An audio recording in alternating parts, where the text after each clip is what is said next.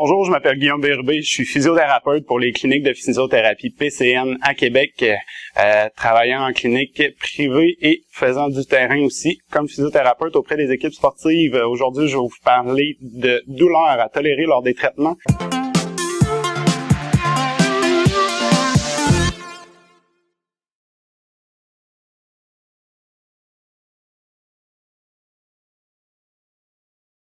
Aujourd'hui, je voulais parler de douleurs à tolérer durant les traitements en physiothérapie parce qu'on fait souvent affaire à des expressions du genre « no pain, no gain » ou « vas-y, pousse, travaille, fais ce que t'as à faire, il n'y a pas de problème là-dessus ». Mais la douleur qu'on tolère, que mes patients tolèrent durant les traitements sont vraiment importants pour la vitesse d'évolution de la condition puis de voir comment ça va améliorer. Ce qui revient un peu à parler de quantification du stress mécanique. C'est quoi exactement ça, le stress mécanique? C'est juste de mesurer le stress qu'on va appliquer au corps pendant les traitements, question d'être sûr que le corps s'adapte et qu'on puisse tout le temps évoluer favorablement durant la condition. Parlant de ça, c'est souvent parler de douleur, juste des petits guides déjà pratico-pratiques que je peux vous donner. C'est qu'on parle souvent de douleur durant les traitements, durant les exercices, de pas monter plus qu'environ 3 sur 10. Ou après un exercice, on veut pas qu'une douleur dure plus que 30 à 60 minutes après la fin des exercices pour ça. Si on monte plus haut que ça, plusieurs personnes, leur cerveau vont interpréter le signal de douleur comme un signal de reblessure, puis il va vouloir se protéger à travers ça.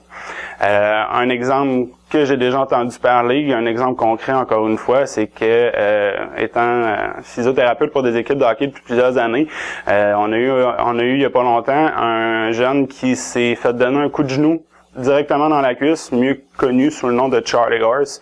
Après la période de base, qu'on lui donne un peu de repos, 24-48 heures, on lui montre comment tirer son quadriceps. Juste question de redonner de la souplesse puis le refaire travailler progressivement. Mais après une semaine, on se rend compte que durant son hors-glace, il n'est pas capable de progresser les choses. On révise la façon qu'il fait son exercice, ça va bien, mais le jeune progresse. Le jeune tolère une douleur à 9 sur 10 durant l'exercice. Juste en diminuant cette douleur-là, 2 semaines et demie plus tard, il était de retour sur glace. Il était capable de rejouer ses matchs. Fait qu'il faut vraiment essayer de mesurer là-dessus pour juste tout le temps évoluer favorablement, progresser là-dessus, puis être sûr qu'on vienne chercher un niveau de stress que le corps va tolérer. Si on dépasse un certain niveau de douleur, c'est juste que le stress à ce moment-là qu'on va appliquer, soit le cisaillement, la traction, la compression, est plus important que le processus de guérison qui est en train de se faire durant le corps. Le stress ne permettra pas juste au processus naturel de guérison du corps de bien se faire. Mais il faut pas nécessairement pas assez en appliquer non plus. Juste rien faire, être trop longtemps au repos, ne viendra pas stimuler le corps aussi à venir guérir, à venir fabriquer le tissu cicatriciel, à passer par la phase de prolifération cellulaire. Puis après ça, c'est juste la phase de régénération, de retendre les fibres, puis d'être sûr que tout soit bien aligné pour avoir une force optimale, avoir une souplesse optimale, et avoir tout ce qu'on veut pour retourner au jeu ensuite. Si on pousse pas assez, c'est pas mieux non plus, parce qu'on vient pas stimuler la guérison, soit des tendons, des muscles, des ligaments, de tout ce qui peut se blesser.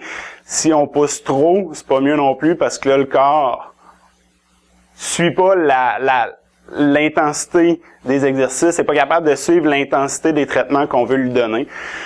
Puis ça lui permet pas de juste aller chercher le maximum. Si on dépasse l'intensité comme ça de douleur, si on dépasse un 3 et qu'on rentre dans du 8, 9 sur 10, justement, le corps suivra pas l'intensité du stress qu'on veut appliquer, puis il sera pas capable de s'adapter à ça. Fait que autant la prolifération cellulaire sera pas assez rapide, puis c'est sa façon de réagir au niveau du système nerveux à ce moment-là, d'envoyer un signal de douleur.